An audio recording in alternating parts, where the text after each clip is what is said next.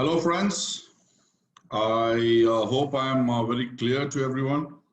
If I'm not, I request, if there are any problems, I request Nihal or Paulmi to message me because I don't know what's happening on the screen because I'm share screen. It's clear. Sharing, it's clear? Okay. Great. Good to know. So, welcome to NMD 101. Everyone's been asking me what the hell is 101. So it's going to be very informal talk. I won't be having my usual slides for a change. So NMD 101, any course that is an introductory course in the West, there's always a course code and it's known as 101. So here, that's why I put the name number 101. It's basically an intro course for neuromuscular dentistry specifically for our ICCMO India members. It's not it's not really basic because you guys know a lot more. So it's more about what's happening, what's been happening over the past 1 month, all the politics and I mean, less of the politics, but more of how we have to be more careful and how we have to make those changes in our protocols and how I have incorporated them and how I plan to do that in the future again as well. So someone asked me,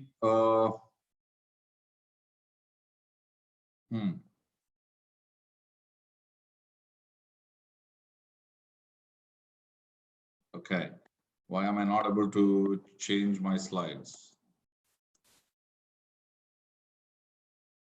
Huh?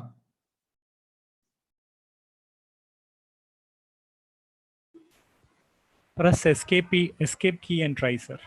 Escape what? Escape key you try to press once and see. Sometimes it will escape P. No, P no, for escape. pin. No, escape key in the keyboard. Oh, okay. No, it's not coming. What the hell? No, you have to try. Are you using a mouse? No mouse. Okay, then those keys are not working up and down side. They are working. Then stop. Okay. Now it came. I have to use my mouse pad on the computer. Okay, great. Okay, cool. Okay. Sorry. Thank you for the help.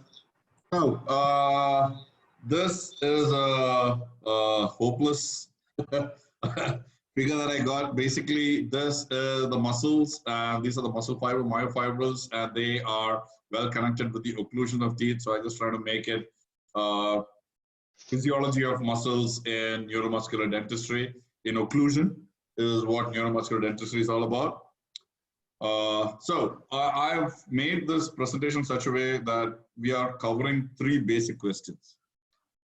The first question, naturally, it has to deal with, is it orofacial pain or is it craniofacial pain? Okay, so we need to, how do I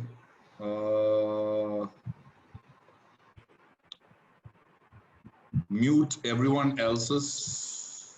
Oh, okay. Okay, great. Okay. So is it orofacial pain or is it craniofacial pain? How do we actually segregate between the two? It's mainly like how we had a great big discussion 2 days before. The diagnostic protocols of both organizations almost remain the same. Okay? Detailed history, X-rays, CBCT, MRIs, palpations, the PSG, the sleep study, cervical evaluation, ENT consultation.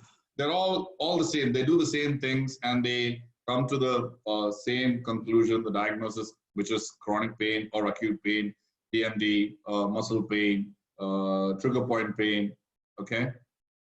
But what is different is the treatment regimens. Why? Because the philosophies are different.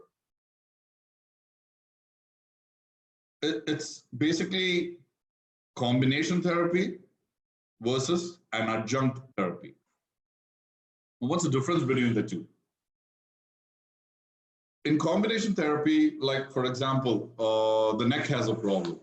The orofacial pain guys, the OFP guys, I'll just put it in short. The OFP guys, they get to find out that there is a problem with the neck, there is a problem with sleep. So what do?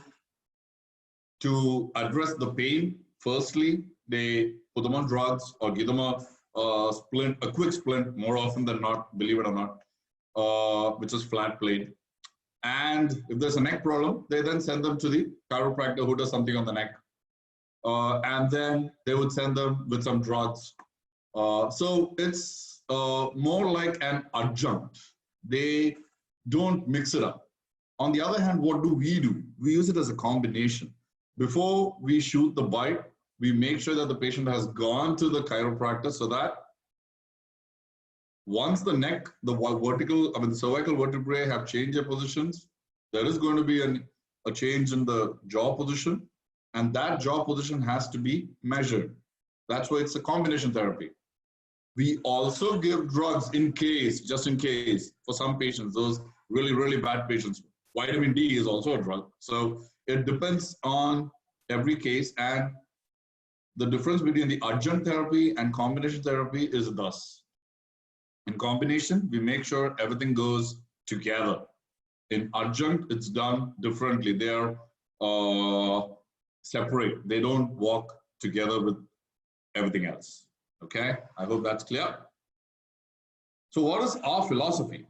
Our philosophy is basically to achieve the myo trajectory in concordance with the habitual trajectory.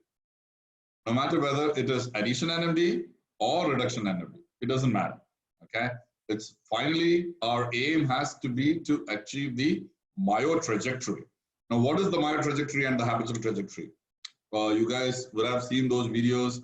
Habitual trajectory is the normal path of closure, and the myo trajectory is the involuntary path which is created once the muscles go into relaxation with a ULF 10s unit. Oh, there are some chat questions coming up. How do I? Okay.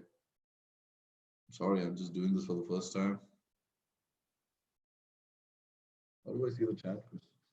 Why not we just take the chat questions later? Okay, there's enough time. This presentation is hardly half an hour. Okay, so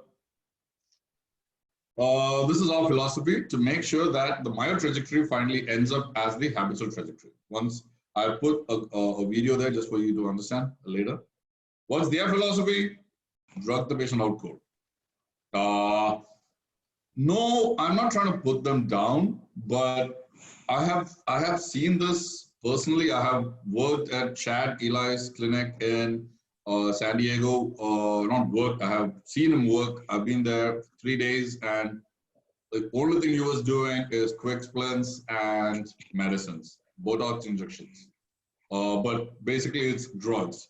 Or he works along with there's a psychological counselor in his office every day. So that's what they that's what they do. The reason I went there to work in his office, I mean to see how he works, is to basically understand what it is they're up to. And I was very disappointed. Anyway. So what is the second question? Is it TMD? Or is it something more? Is it CCMD or CMD? Okay. Again, we all have been treating TMD for years, but what if the TMJ is perfectly normal? What if there's no pain in the TMJ area during palpation? What if there's no pain while chewing? What if there's no deviation during the jaw opening? What if the radiology shows no significant degeneration or loss of TMJ space, etc.? But there may be a restriction in mouth opening and some muscle pain in the masseter and cervical areas. Do we still help the patient? If yes, how can we be sure? That's why we incorporate technology and not just arbitrariness. The term arbitrariness, something I just created right now. So it's more about And I have been seeing these patients a lot. I've been telling this in our previous courses as well. You see all of these issues with patients, but they're still in pain. And the minute you put them on TENS, or you do a simple, what do you say, even a couple of patients with just DTR, the pain just goes away. So it doesn't have to be specifically TMD. So I think we need to change our term from TMD to CCMD. And, it doesn't have to be to our patients, because I know it's tough to start off with a new term again and make that term famous. So let's just stick to TMD for our patients. But among doctors, when we speak, when you're trying to explain something to other doctors, I think we need to start using the word CCMD. Oh, by the way, CCMD is craniocervical mandibular disorder. I'm sorry, I did not mention that. CCMD is craniocervical mandibular disorder. Okay. And this is how we utilize our combination therapy and seek the help of chiropractors and ENT as an addendum to achieve the right bite, which is the right myotrajectory. Okay. And this is why we should call these disorders as CCMDs and not just TMDs. I'm sure you would come across all these cases whenever you're working or in the future who are starting new here. So hence the treatment protocols have to be all inclusive and all encompassing. You cannot tell, okay, this is only for this patient or just the drugs. No, you have to look at it from every point of view, which is why our diagnosis is pretty much as exhaustive as the orofacial pain guys as well. I've heard a couple of people saying, oh, their diagnostic protocols are really good. I believe ours is even better, and I feel ours is more precise because we use a lot more equipment, which is what the others don't like. Okay. This is where neuromuscular dentistry comes to the fore. Better still, why? Because it's all measured for increased precision. So, the third question. Why use a deprogramming splint? That's what we've all heard all our college lives, right? Why use we use deprogramming splints like the NTI or the Lucia jig, or just even wax plates or anything. When a reprogramming orthotic, myogenous orthotic, myocentric orthotic is more beneficial. Understand what the difference is between a deprogramming and a reprogramming orthotic. Okay? Flat plane splints are not reprogrammers. They only deprogram. Once you wear them, they stop the muscle from firing at that point. They help the muscle fibers reach their normal values for a temporary period of time. They cannot put them on those as a reprogrammer permanently. Why? Because they are not measuring muscle. Because they don't know for sure where to hold the mandible. That's why they stick to deprogrammers. On the other hand, with NM principles, we are 99% sure because we measure where exactly to reprogram the mandible to. Once we get the mandible to where it has to be, you just guide the teeth to that new position. Okay, so we are 99% better. Oh, these are the usual slides. The primary aim of NMD is to keep the somatognathic system happy, which are the muscles, joints, airway, and the teeth. And to get this for every patient of ours, we ensure our bite registrations are three-dimensionally perfect, with the yaw, pitch, and roll being congruent with the craniofacial musculature. Now, it's not just the musculature. It's also the ligaments. It's also the fascia, and a lot of other things that, we are looking into. Posture, so many things. Second point, we use technology to check for micro-occlusion to maintain precision. That's how precise we are getting, up to fractions of millimeters. We also take into consideration not just the muscles and nerves, but also the ligaments, fasciae, airway, posture in combination therapy, and not just as an adjunct. We understand that the masticatory muscles, which position and connect the mandible up to the skull, should be the focal point of correct occlusion. It's not the teeth, it's the muscles, because we know why, right? If the muscles are normal, the jaw is in the right place. And then get the teeth to that position.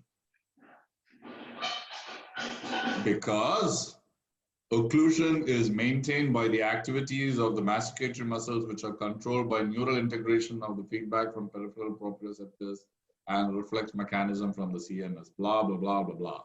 I'm not being Dracula here, but this is the basic definition, okay, as to why neuromuscular is a little more precise than any other protocol.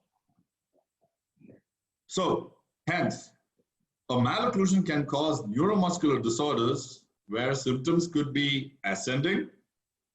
That is where the craniofacial pain is caused by other physiological factors like posture or a bad knee or foot length issues. Or it could be descending, where a malocclusion can be the cause of other physiological disorders. Okay? So this is the protocol that all of us had come up with, me, Tatu, Girish, with the right bite. The diagnosis involves, it's very exhaustive. It's the questionnaire, the radiology, the TMJ, the muscle palpation, cervical rotation, the intra and extraoral examinations, the cranial nerve screening is something new. The heart rate voltage is something new that I use for our sports patients. Capnography as well for sports.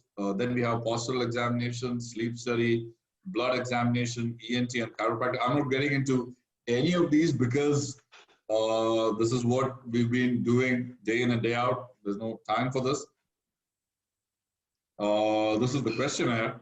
This is our latest questionnaire. I'll send this across once. So it's basically the same things you're looking at: headaches, neck pains, locked jaws, breathing issues. We also have the stop band questionnaire for sleep. And these are the cranial nerve testing questionnaire. Then you have the posture for the patient. Then you have palpation, intraoral signs, posture. We have a TRB protocol, which we use as our guideline. And the most important is the informed consent.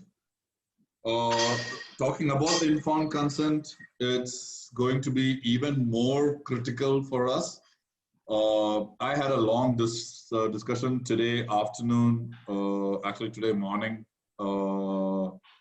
with a few doctors in Europe, and they're all pretty scared because what happens in the US is going to happen to them for sure. But with the money power that AOP possesses, they could do the same thing in India as well.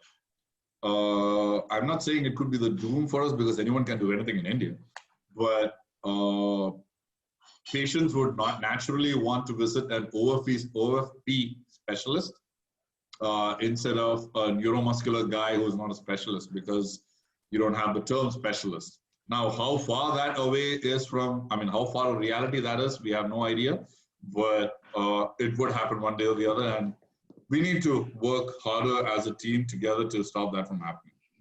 Okay. Any of the TMD symptoms can be caused by having the resting position or bites off by less than 1 millimeter or due to interferences of a fraction of a millimeter in the path of closure. So it's all about the path of closure. The path of closure should not have any sort of interferences like a malocclusion or any sort of malocclusions or a constricted arch or the tongue posture, like how Nihal was talking about the other day. It could be anything. So there should not be any interferences. If there is, then the trajectory changes. So If there is something, then we need to look for the elusive myocentric occlusion. Okay. So how do you achieve the myocentric occlusion? Basically, the aim is to create a muscle balanced, physiological, bilaterally symmetrical myotrajectory. So when we use the TENS, or when we do a DTR, or when we give a sleep appliance, or even when we are checking for posture, we have to make sure that the muscles are symmetric on both sides. When it comes to the jaw position, we have to involuntarily create a trajectory that would become congruent with the habitual trajectory per time. It takes time. You wouldn't expect as soon as the patient wears the orthotic, you would get that patient to have their myotrajectory and the habitual congruent immediately. You can't expect that. That's why we have the 8 to 10 month period. Okay, if you have doubts, you should just put it on the chat box. We'll check it out. So what we do is we follow the right bite protocol. You know about this. We have the GV and the VD. I keep remembering Atul with this. I'm laughing over here, Atul. Sorry, but we had a lot of fun with our 6 batches so far. So GV is the golden vertical, which every patient we achieve by multiplying the width of the central incisor by 2.08. Again, a number that Nihal came up with. We never knew about it. So once you get that number, you get the golden vertical. If the VD of the current VD of the patient is less, you got to add. So it is addition NMD. If the current VD is more, you got to reduce. So it is reduction NMD. So addition NMD involves increase in VD with orthotic and full mouth rehabs or orthodontic rehabilitation later.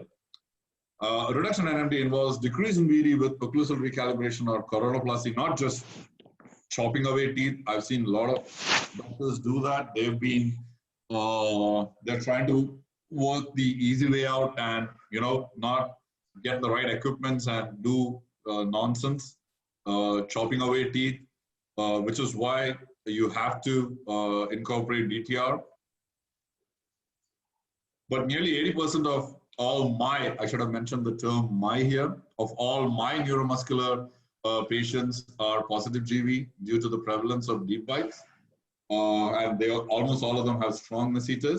Hence, addition NMD is more widely practiced in my practice.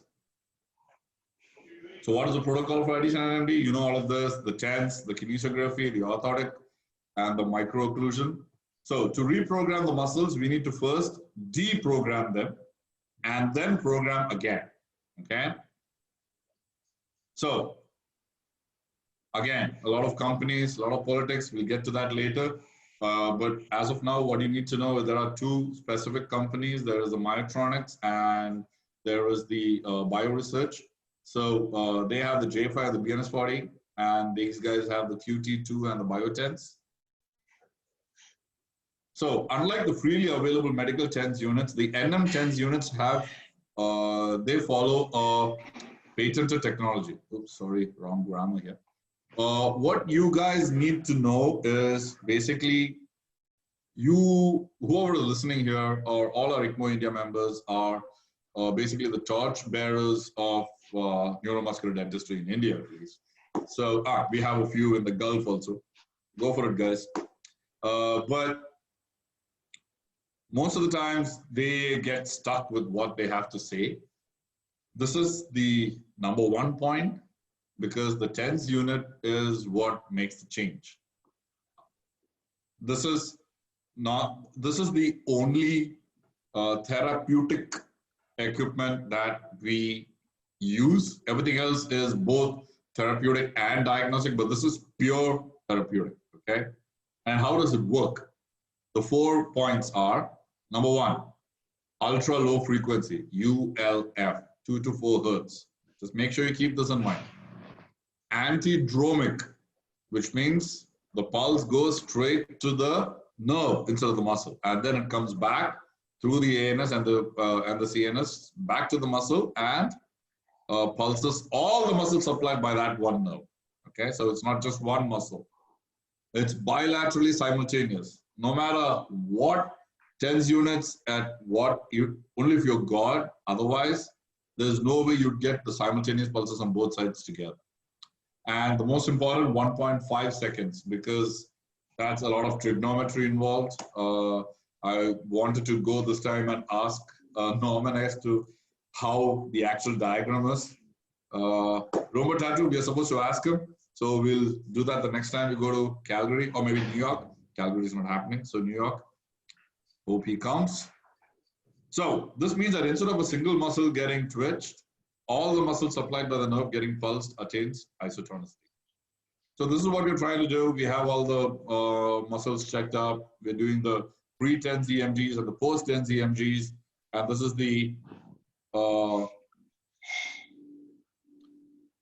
scan that we use in the Myotronic equipment. It's known as the K7. We use the scan 5 in the bioresearch. In the bioresearch equipment, the biopack, you use the jaw tracker. You can create your own scans there, so that's kind of much more easier to use. But because of the size of the jaw tracker, it's not consistent, unfortunately. So what you have to understand from this diagram is, when a patient comes to you for the first time, more often than not, again, it's not always the same thing. More often than not, if this is the centric occlusal point, the jaw relaxes and comes to this rest position and it starts pulsing here. This is known as the neuromuscular pulse, the neuromuscular trajectory or the myo trajectory, okay? And then we ask the patient to bite and open, close, or tap, tap, whatever, and then bring it forward. Bring the jaw forward, okay? So when the patient first comes to us and we do this, more often than not, we see that the neuromuscular trajectory is downward and forward to the habitual trajectory. We give the patient an orthotic at this bite. This is the myocentric occlusion, which is, again, 1.5 millimeters from the rest position, because the 1.5 millimeter is for the freeway space that we keep aside. So if this is the myocentric, we give an orthotic to that height, and we keep checking the patients for corrections every 2 months, every month, every 2 months. The bite might continue to change. What we normally do is we check the trajectory again with the orthotic on. We put the patient on the TENS for maybe 20 minutes, 25 minutes. Muscles would normally be isotonic by then. And if the muscles are normal by then, and if the trajectory is in this same area, that means the patient is fine.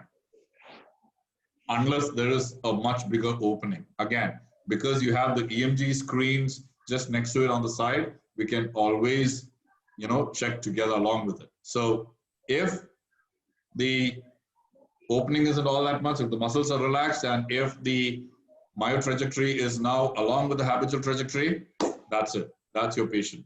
Your patient is happy, your patient is fine. More often than not, that's the end of treatment, and you need to go to second phase to bring the teeth at that point. Okay. So by doing this, basically the condylar position, which was retruded and upward and impinging on the retrodiscal pad, is changed to a more favorable downward and forward position. So what Gelb says, it has to come to the either the 4 or the 7 position. So is this true? I say absolutely not. There is no such rule where the condyle has to be here or here. Now, what if the muscles of this patient is happy here? What if the patient is happy here? What if it's here? So let's not try and finish all the patients on 4/7 position. Again, these are just arbitrary points. We have the technology, we have the advanced science in front of us. We use it and we find out where that particular human being's condyle wants to be because the muscle decides. Okay? So then we record the bite as per the position. I give them the quick splint because the orthotic takes like 2 to 3 weeks. We are waiting for the new CAD/CAM system and all to come in. Once they come in, then the quick splint is also out. So we make the orthotic, can be anything, tooth color, plastic. 6 to 8 month wear. We normally check them every 2 months. We do the Bosch corrections with 20 microns on CO and canine disclusions. We confirm with either T-scan or the occlusions for precise recordings. We check with EMG for muscle tonicity after 6 months. If everything is fine, great. If not, 1 or 2 more splints. Okay, so that depends on the scan file, on the myotrajectory scan, to we make sure that the myotrajectory and the habitual trajectory are congruent. Okay, so phase 2 is, so we need to maintain that jaw position, and then we move the teeth towards that. We've been building big, huge teeth because we were not as scientifically advanced back then, but right now we have DSD, we have digital smile designing. It looks amazing. We're planning to have a session by Dr. Asha, who has done a DSD course, and we've included that protocol in our NMD, so as a phase 2 part of it. But then the best, and if there are teeth available, orthodontics. Always, always orthodontics. Okay. Now you have the reduction NMD protocol, which is basically GTR. What we normally do is, me and Tatu actually, we followed up with Curtis when he came up with this protocol, and he showed a different way of doing a GTR technique, and it made sense to us because we use the J5, which the bioresearch guys don't use them. So we had that added advantage, and it made sense to us. So what we did was we applied the 45-minute TENS. We correct the large occlusal interferences on CO, and then we go to the T-scan at high amplitude TENS. As you hear the T-scan sensor crumpling, wherever those points come, you get them reduced, and then we check for disclusion, and then for force distribution. I would not be the apt person to explain this. Tatu would be a better person because he's been doing a majority of those. Now comes to the more interesting part, the politics. Okay, so we have the bioresearch and tech scans biopack plus the T-scan combo, and you have the Myotronics Bosch. Hey Raj, I am there. Who's this? That is Dr. Prafulla. Great. Sorry for interfering. No, please tell me. You have a doubt? Oh, okay. So he's just saying hi. Okay. Hi, Prafulla. I'm sorry. So I'm just continuing with this. So we have 2 companies here, which are the bioresearch tech scan. They have the biopack plus the T-scan combo. And Myotronics and Bosch, they have the K7 and occlusions combo. The reason why we as NM dentists are struggling, especially now, is all because of this marketing war between the 2 companies. Unfortunately, okay? All these equipments have their pros and cons, which we all know, but we as NMD practitioners should purchase them as per our needs and finances. Not everyone needs to have everything. I have everything because I need to know what actually makes sense in my practice. Everyone's practice is different. Not everyone should have the same practice. So everyone, I remember 3 to 4 months back, people were asking for the T-scan and occlusions. So what we did was, we had a patient who came in from abroad, and she'd been complaining of neck pain. So this was the time when people were asking for comparison. So we did the comparison with both the equipments. The patient was totally fine, but she had neck pain. So what we did was we made sure a chiro works on her. So with this case, what I want to show you is how a chiropractic adjustment makes a change, as well as makes a change on the jaw position and the occlusion, as well as show you the difference between the both equipments. Okay.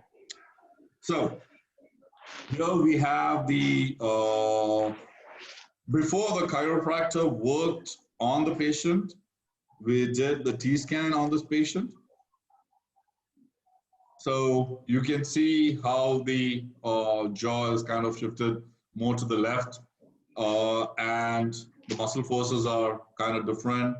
There is more bite on the left side, and there is some sort of involvement. Oops, I just want to show you right in between there and pause. Okay, there's some sort of involvement on the anterior side. So what we did was we got the chiro. Okay, same thing with the occlusals. Sorry, let me show you that as well. Same thing with the occlusals.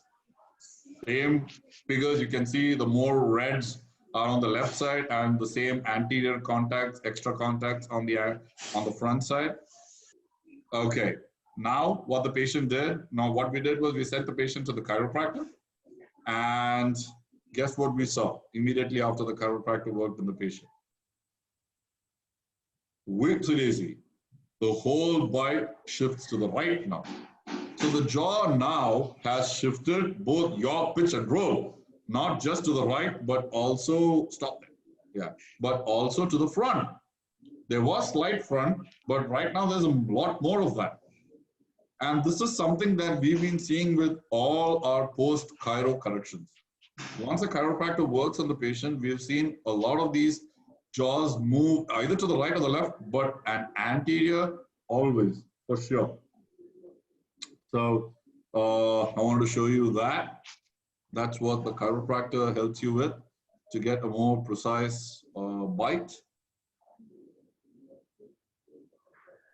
And now the same thing on the occlusals. Again, you're going to see the same thing, how the whole bite shifts to the right. You can see there's more red here now, as well as on the anterior side.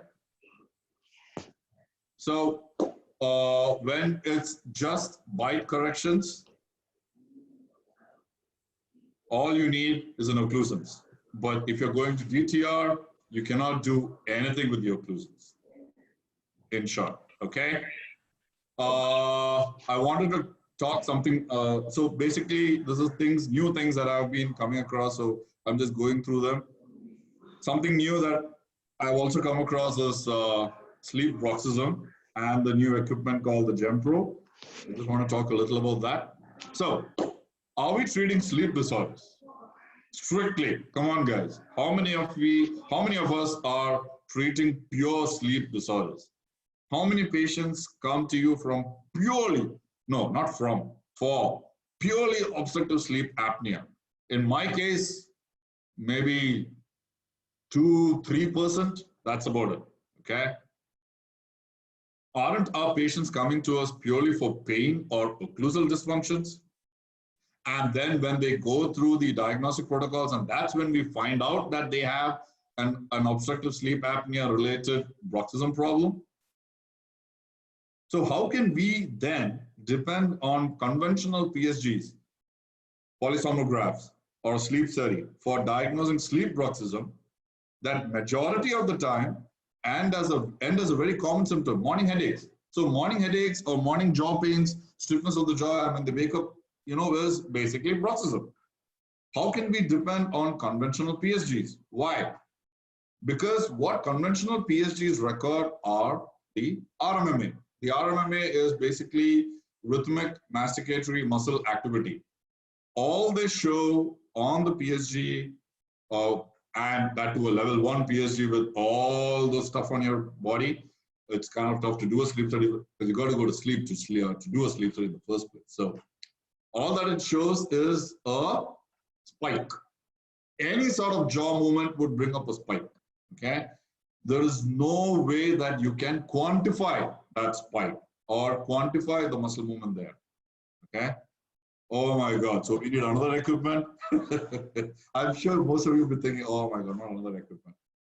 Well, we boys love our gadgets, so the more I get, the better.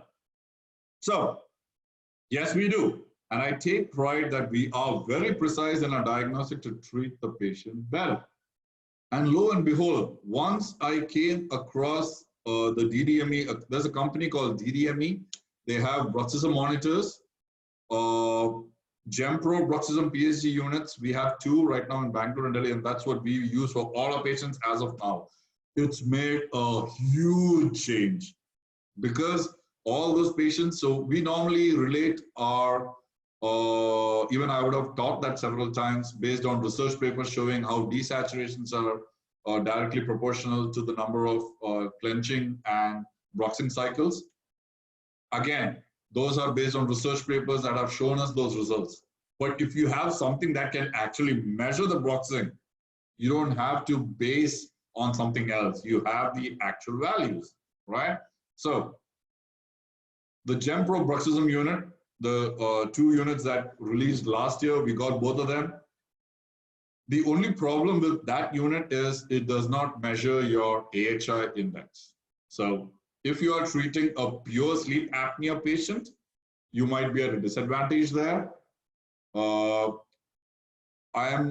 work, me and Paulami, Dr. Paulami, we work in close tandem with Dr. Uttam Agarwal, who is an ENT in Calcutta. He's the secretary of the Indian Association for ENT Sleep Surgeons or whatever. And we had given our ideas to this company, to incorporate the AHI as well. And guess what? It came out last week, the T3 apnea bruxism monitor. So what this does is now it shows exactly at which point of time, along with the apneas or the desaturations or the position change or the, the heart rates, at what point is the bruxing actually happening? Dr. Renju had contacted me and he gave a wonderful idea as to how we can take advantage of all those, those reports, the sleep study reports that we have. See, the problem is we at the right, that's me, Girish, we are clinicians, so we need support from people who are on the academic side, Prafulla, Tatu, Renju. So, which is where I see the effect of unity in ICCMO. I believe all our research papers, if anyone is doing anything, if ICCMO is bearing it, ICCMO India does it. Why, if ICCMO India has the money with the successful conference, we would even sponsor it. So let's think more unified processes. Anyway, I'm just letting you know. So we've come up with a new T3 apnea bruxism monitor. Sorry, Girish, but this I would always love to start. This is the GemPro report of our beloved Vice President, our second Vice President, Dr. Girish TV. So you can see how his oxygen desaturations have reduced at these points. And normally it comes in one line, and you can see how his clenching cycles have gone. So how this system works is basically you do, before the patient goes to sleep, you check their baseline, which is this level. It shows around 227. And once he goes to sleep at night, he's bruxing at 700. Now, all we are interested is anything that's about 25%. Okay? So this is huge numbers. So look at him. This fellow is clenching like, I don't know, 1,150 times. When me and Girish had gone to, with your permission, you're not saying anything, so I suppose silence is accepted. So Dr. Dev Singh asked him, how is he alive? Okay, so I thought this was the worst it can get, but lo and behold, they came an ENT surgeon who did not believe in anything that we were talking about. I asked him to open his mouth. I've told the story several times. I asked him to open his mouth, and I saw huge tori, lingual tori, and he said it's there ever since he knew about it. I said, well, guess what? You're clenching. He didn't believe me. I said, do the sleep study. He did the sleep study. And his desaturations were not all that much. But guess what? Oh my God.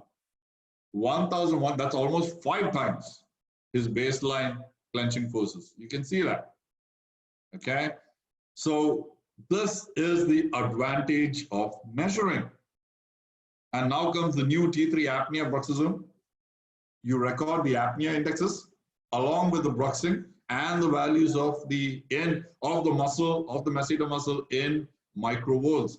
Amazing. It's just amazing. And this is what we dentists need to be having in our hands. And believe it or not, most of the ENTs are scared.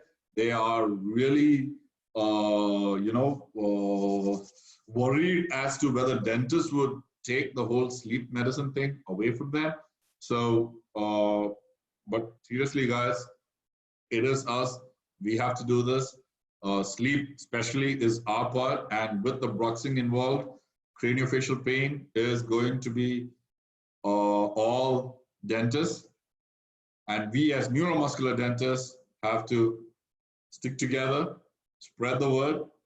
ICCMO is our unifying force. Let's dispel the false rumors about neuromuscular dentistry. Thank you. Okay, so let me just, how do I cancel share? Guys, escape. You can press the end sharing on top of the End screen. share? Oh, okay. Okay. Okay, I got that. On that same panel, you will get the chats also. Okay. Rajesh was sleeping in adjacent bed. Oh my God. Okay. Now I'm getting scared. What sort of messages I get? Okay. So let's take it one by one. Is the voice breaking? Was it clear all the while? Yes, it was. Okay, great. So, Tattoo Joy. No, wait. Hardly any questions except for the price of Gem Pro. What is Chad's clinic expense? Who's that? You visited there, no? Since he doesn't have any instruments, the cost will be very cheap not to run. Yes, it is. It is absolutely. They only have consultation charges and nothing else. Just visiting charges. There's nothing else. Exactly. That's a good point, actually. Okay. It's Chad Eli. He used to be the president of AAOP. Okay. So because TMD is simple to spell. Curtis is still here? Okay. I thought he was with Constantine. Okay. MPDS came before CCMD. Yeah, it did. But then there are several other names that have been given to most of the same thing. It's, again, it's only myofascial pain. We are not doing just face. We're doing the craniocervical as well, which is why I believe. No. Actually, you should read the enumeration of that MPDS. It's a different thing.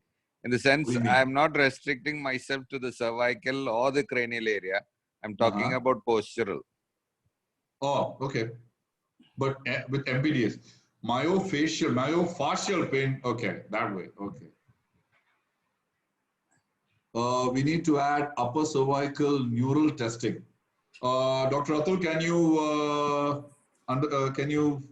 Dr. Atul, are you there? Yeah, I'm there. So can you please explain what do you mean by upper cervical? I'll elaborate. Please do. Now, generally what happens is whenever we are looking at cervical pain, there are 2 or 3 components to it. We are looking at the cervical pain which radiates mostly to the head and neck. There is also a component where the cervical plane would radiate even to the shoulders. So the upper limb examination is as important from a neurological point of view to test the muscles and to test the cervical dermatomes. Like for example, we need to test for the strength of the deltoid, strength of the arm, strength of the brachioradialis, strength of the biceps, triceps, right? All this has to be learned. Now, because if there is a cord injury, right, there will be definitely reduction in the impulses or reduction in the reflexes. Yes, so reflex testing is to be a part of the entire system. You know why? When you're doing cranial nerve examination, once we finish cranial nerve examination and come to the, the sternocleidomastoid, the vagus and hypoglossal and all the others, Uh-huh. spinal accessory, Uh-huh. then we need to go down to do what is called as a There's shoulder no testing. upper cervical neural testing. Okay, so here's the thing, Atul. How much can a dentist do? If you have a good chiropractor or a good physiotherapist who understands all of this working with you, wouldn't it be better to refer it to them? No, Dr. Raj, here is a little thing. There are few things that we will have to understand. One is muscle wasting. Okay. Second important thing is reduction in reflexes. Okay. Whether the right and left, are they having the same reflexes? Okay. Okay. Right? So you know which side the weakness is. Okay. Is the weakness on one side correlated to the weakness of the TMJ? And at the same time, do a jaw jerk reflex. Okay. The jaw jerk reflex will indicate there is a pathology. Jaw jerk reflexes are never brisk. They're very subtle. Okay. Okay. Cool. So maybe. The entire series of clinical examinations that we do, right from radial nerve to masticatory muscle to bone, TM joint, upper cervical, and neural testing, should be a part of our neuromuscular group. So, I was coming to that actually with ICCMO. If we could have a protocol made for ICCMO. So, let's talk about that after some time. Okay. So, right, Atul, we can talk about that later, right? Yeah, sure. No issues. Okay. So, it's cranial nerve screening, Dr. Tattoo, sensory. Okay, that's a cranial nerve screening. We are still trying to perfect that. So once it's done, we'll get back to you guys. Calgary not happening. Yeah, Calgary is not happening. You didn't know that, Tattoo? No, I didn't know that. Oh my God. Okay, it was told previously. It is there in the group also. So Calgary is cancelled, and if you have registered, it goes to New York. So don't worry. Okay. You have one more year. But New York hopefully will happen, right? Can't say Corona. So 2021 is also. What is 2021? Nihal, what is 2021 going to get cancelled?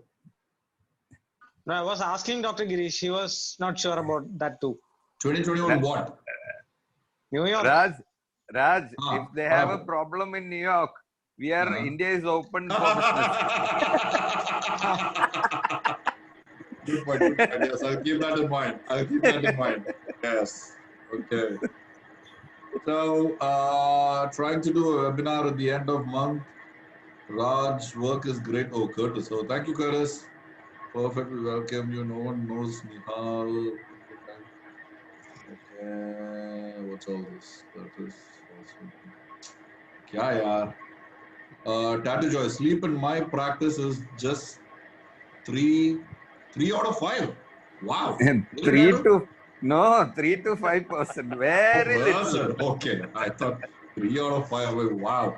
Okay. It's about how we promote. If we promote that we treat sleep, definitely we'll get more patients. Rajesh was sleeping in ultrasound bed and the snoring is. Someone is asking, someone is shouting somewhere. Okay, Tattoo. What is the cost of a GemPro? The GemPro is around 1.5. And the new, I would not suggest the GemPro. If you can get the apnea along with it, it makes it more precise. They haven't come out with a price, but I think it's going to be around 2.5. It's kind of expensive. Yeah. Maybe we get a special India price. Let's see. Both together or individually? What do you mean both together? It is a newer version of the same. Yeah. The GemPro is just the bruxing with the desaturations. The T3 apnea unit is along with the AHIs as well. Okay. Thank you, Dr. Suma. I hope you're still here. Any doubts? By any chance, can we have a recorded session? I could not attend. Family issue. Arey yaar, Varun, kya yaar? Thank you. So sorry. First part. It's okay, it's okay. First part was more into class we had. Yeah, okay, great. Okay, when are you getting this Gempro thing? Who's They asking? already have Atul. I already have the Gem Pro. We haven't got into the business side of it yet. We were planning to do it at this conference. They were planning to come to the conference and release it there. So now they're going to come and release, if it happens in September, they're going to release the T3 Why monitors. don't So, you release it on our ICMO website? I mean, ICMO webinar. क्योंकि क्या uh, होता है सितंबर तक थोड़ा पैसा जमा कर सकते हैं यार. well, the thing is, so we have 3 orders for a J5, 2 orders for K7. We have orders for Gem Pro. None of this is happening because there's no shipping happening. Yeah. So everything is kept on hold. I have no idea. So maybe in a couple of months' time. By then, it's anyway a conference. So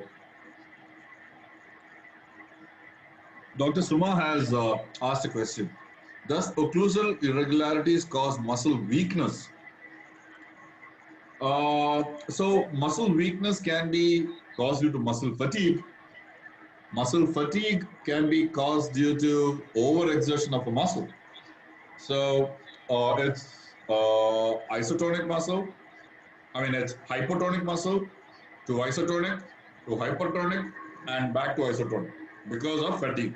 So it's fatigue and then isotonic. So when a patient is coming back from the fatigue, you're going to see those EMGs rising really higher again. So don't get worried about those because they're actually getting back to normal. I hope that is clear, Suma. Yeah, but I was asking Yeah. about the weakness in the limbs and not the masticatory muscles. Oh, Can it in other muscles also, like in the other muscles, yeah. So when you are asking a patient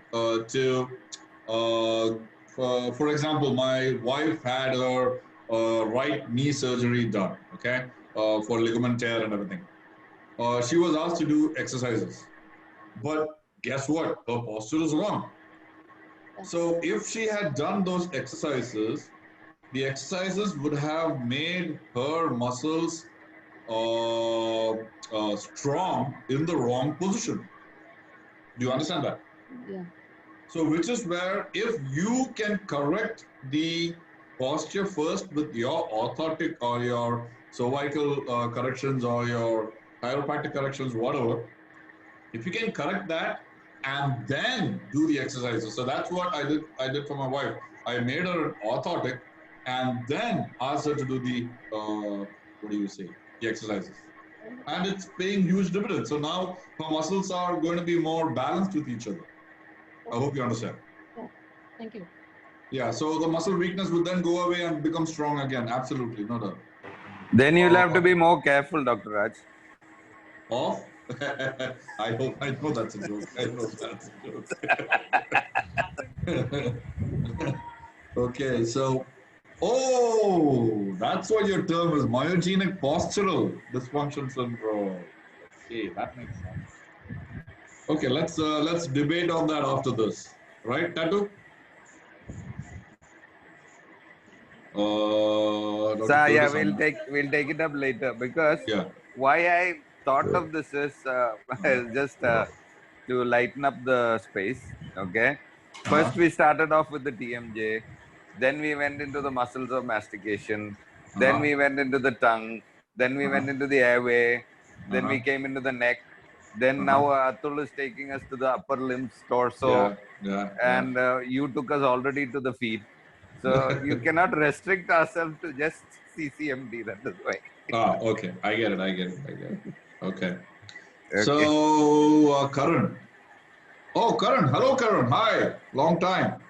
One question. Based on the myograph, we give a splint at rest plus 1.5 millimeter after deprogramming the nerve. No, we deprogram the muscles.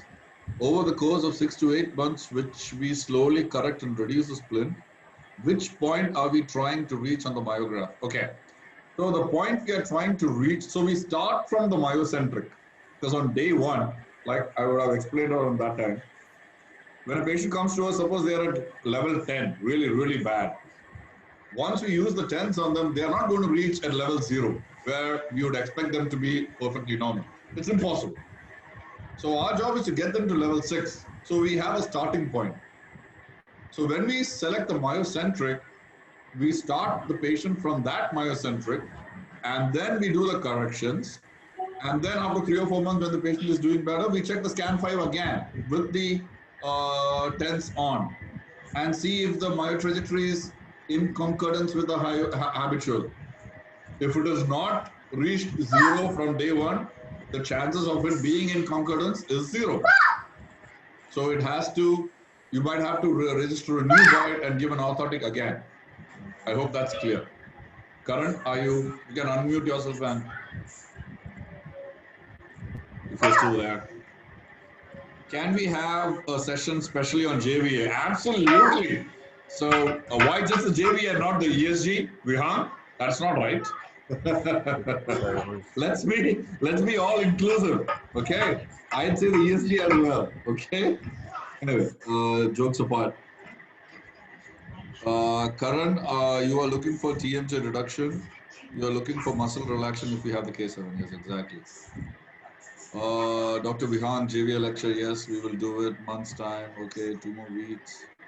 No more questions. I don't have the GVA. Want to learn it. Okay. Muscle. Where did Dr. Nihal come up with the number 2.08? Wonderful question. So, there was this table that showed what should be the value if the central incisor is so and so. That's a table that Dr. Shimbashi came up from his research paper. So when Nihal actually went about dividing and finding out he found out the same number. It's 2.08 for all those values. So good job, Nihal, actually. What else? If the chiro is correcting the neck and T-scan showing a different data, mostly it was already off in the beginning. I don't think so, because that's why I showed you the T-scan before we did the correction. Okay, yeah, so yeah. So when you do the correction, there is absolutely a change. I just wanted to show you how the change happens and in comparison with the T-scan and the occlusions, because everyone seemed to have wrong notions about both the equipments actually. How I would say is the T-scan is a much more refined product when compared to the occlusions.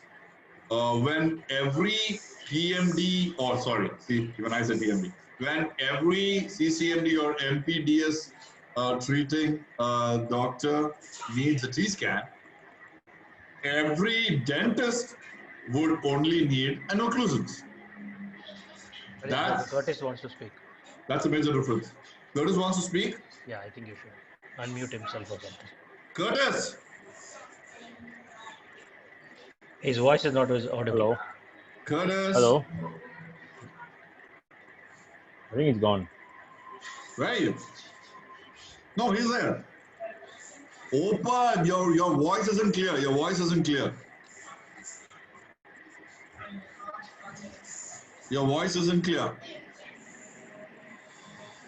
No. Raj sir, you'll have to unmute Dr. Curtis. You can go to the participants. He is not muted. He is not muted. There's some problem on that end. Hello, that's right. Okay, now he's yes. again. Yes, Ranju, tell me. Sorry. Look, my question on that was the patient which you showed that the T-scan before the chiro works and after the chiro works. Okay. So before the chiro works, the patient had a off bite onto the left side. Left side, yeah. Yeah. So, and after that, it was on the right side. Right side, yeah. So that we very well know that we have a center of rotation at the C1, C2 junction. Yes, exactly. Exactly. So my point was actually it was so because when you are seeing a lot of change to the right side after the chiro was because it was already off even before that. Oh, okay. Okay. Because you don't know which is normal at that point of time because patient already had an off bite onto the left side. Yep. Okay. Okay. So that means there will be by hardly 5 or 6%. Yeah, but it was almost I think 60 to 40 or something. No, see, you should understand. You should understand. The patient has no pain. The patient was suffering with pain for like 10, 12 years or something. She's from abroad. We started her treatment in Cochin actually. Then she started following up in Bangalore. So she was perfectly fine. She just wanted to get the orthotic off because she was up to there. I said, no, you have neck issues because your posture is still not correct. And that's how we just checked it out. And then we were on the discussion of comparing between the two. So I just wanted to show you guys how it looks because both of them look the same. That's why I just want to say. That's what. So the cervical alignment definitely will change the bite, but for this particular patient, maybe the bite was already off. Yeah. So he would have corrected it, then maybe that is more normal onto the right side. Yeah. So we did the corrections and we made it more normal. You saw the post correction also, right? Okay. Because as we don't know the normal, we don't know from where to start. Mostly the problem. Yeah. Curtis is typing, poor guy. Yeah, I know. Come on, talk. The bite affects the cervical alignment bite. Yeah, so I had the enormous opportunity to see Dr. Jeff Sholton at work, which is who is Curtis chiropractor. They just work next to each other. What an amazing combination. So it's the amount of work that those guys do is like unbelievable. We don't have that kind of quality in India, but so we have to make do, but it's getting better. Prafulla, please talk. Please go ahead, Prafulla.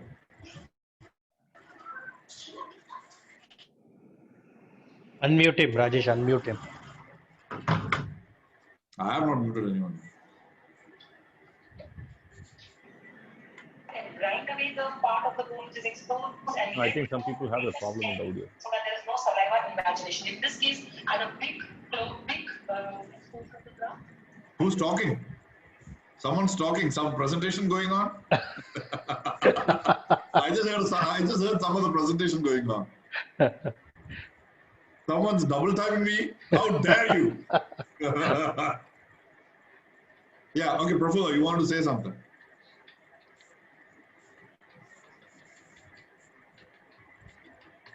So you'll have to unmute Dr. Prafulla also. I just unmuted him. She is still on mute mode. You have to do it again. I just did it. Still muted. I think he went offline. I'm there. Yeah. Prafulla, yeah. I think your line is kind of slow. Hear me? Yes, sir, now. Yes. Okay. It's very... Yes, Raj, good job done. But to answer you. Ranju, all these are biometric diagnostic tools. Maybe whatever the treatment you are rendering, maybe physiotherapist or chiropractor, XYZ, T-scan will show you how the bite is. But it is up to our knowledge and our skill sets to know whether it is going negatively or positively and how to correct it. That is my input for the discussion between Raj and Ranju. Thank you. Yeah, cool. No problem. Cool. Thank you. I don't know, Curtis. You seem to have been. I have no idea what's happening. Yeah, I mean, I'm sorry, dude. Have to go ozone a patient. Really, you're working? There is no. Oh my God! There is no corona problems in Calgary.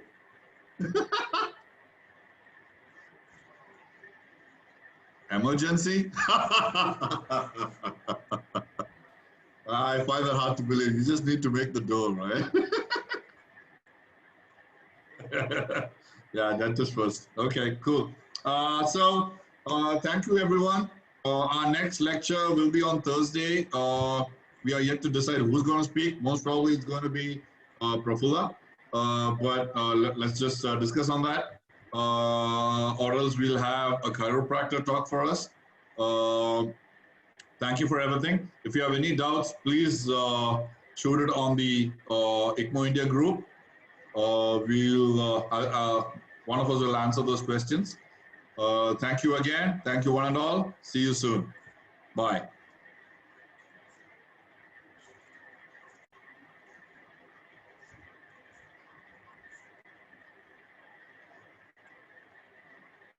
Follow me. How do I stop? Follow me. Nihal? Just stop. Stop what? Where do I stop? No, you have to just end it. Leave the meeting. Leave the meeting. Yeah, what did I? Exit option will be there, some top side usually, top right. Or leave meeting.